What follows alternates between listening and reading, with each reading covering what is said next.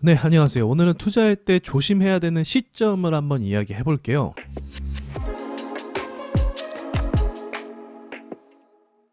자, 간단합니다. 코스닥에서요, 또는 코스피에서 소수의 종목이 시장을 끌고 갈 때가 있어요. 예를 들면 작년 같은 경우는 에코프로였죠.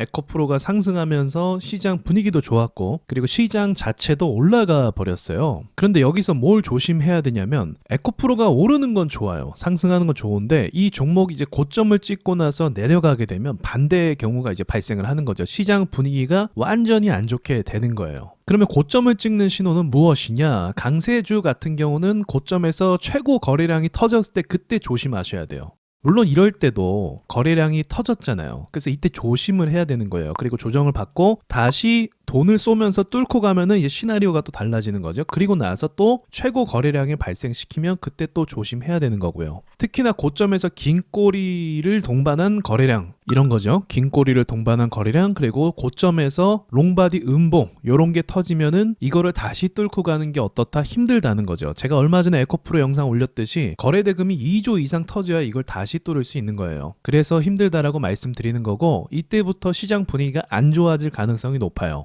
제가 이 말씀을 왜 드리냐면, 지금 HLB가 약간은 그러한 모습을 보여주고 있거든요. 아직 다행히 최고 거래량은 터지지 않았어요. 신고가를 갱신하면서 거래 대금이나 거래량이 이전보다 훨씬 높은 그런 건 아직 발생을 안 했습니다. 그래서 이 정도까지는 전 버틸 수 있을 거라고 보는데, 또 차트를 앞으로 만들어가면서 다시 올릴 수도, 충분히 올릴 수 있다라고 보는데, 어찌됐든 단기간에 크게 오른 것도 부정할 수가 없겠죠. 그래서 이런 차트를 보시면 제가 방금 말했던 것처럼 이 종목이 하락할 때 시장 분위기가 안 좋아질 수도 있겠다, 그렇게 좀 염두를 할 수가 있는 거겠죠. 한 가지 더 말씀드리면, 이렇게 코스닥 150이고 강하게 올라간 경우에는 뭐 곧바로 수직 하강하거나 뭐 그런 가능성은 많이 없어요. 왜냐하면 이 종목이 이렇게 올랐다는 것 자체가 평범한 자금으로 오른 것이 아니거든요. 그래서 이후에 뭐 시나리오는 옆으로 가는 그림을 좀 많이 만들어줄 수도 있을 것 같아요. 그렇기 때문에 HLB는 에코프로에 비하면 아직 완전한 뭐 고점 신호를 찍었다라고 우리가 생각할 수는 없는 것 같아요. 신성 델타테크를 볼게요. 이 종목이 여기에 해당하는 모습이라고 볼 수가 있어요.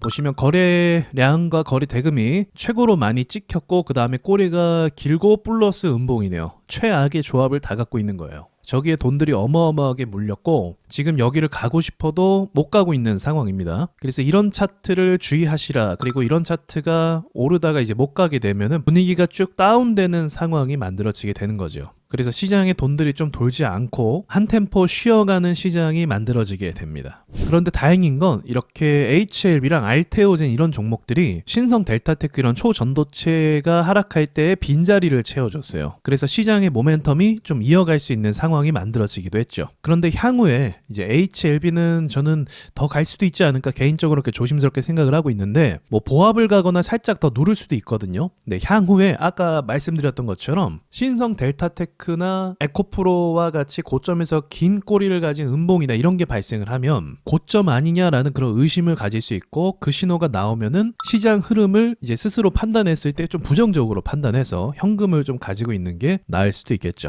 특히나 시장을 크게 이끌었다면, 에코프로처럼 시장을 견인했다면 시장 하락은 더 커질 수가 있습니다. 신성 델타테크가 코스닥을 뭐 이끌 정도는 아니었잖아요. 근데 HLB 같은 경우는 시장을 이끌 수 있는 힘을 가지고 있어요. 알테오젠 역시도 같이 세트로 묶어서 가고 있는 중이고요. 근데 이런 경우가 있어요. 대세 상승장에 돌입을 하게 되면 조정을 받다가 또 다른 섹터가 등장을 해서 이끌고 가는 경우가 발생을 합니다. 그러니까 예를 들면 에코프로 같은 종목이 어떻게 되는 거예요?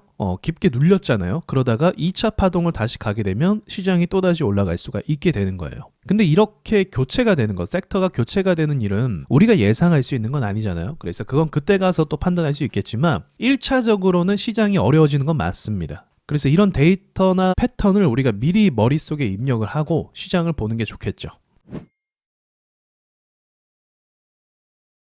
제가 지금 하는 말이 아마 초보자분들은 뭐 들어도 사실은 어떻게 해야 될지 모르실 거예요. 근데 보통 제 구독자분들은 구독하신 지 뭐 3년 이상이 됐기 때문에, 제가 얼마 전에 설문조사 했잖아요. 3년 이상 되셨다고. 그래서 아마 이해를 하실 겁니다. 시장의 주도주가 뭐고 그 꺾이는 분위기가 뭔지를 아마 아실 겁니다. 몸으로 또 체득하는 게 중요하거든요.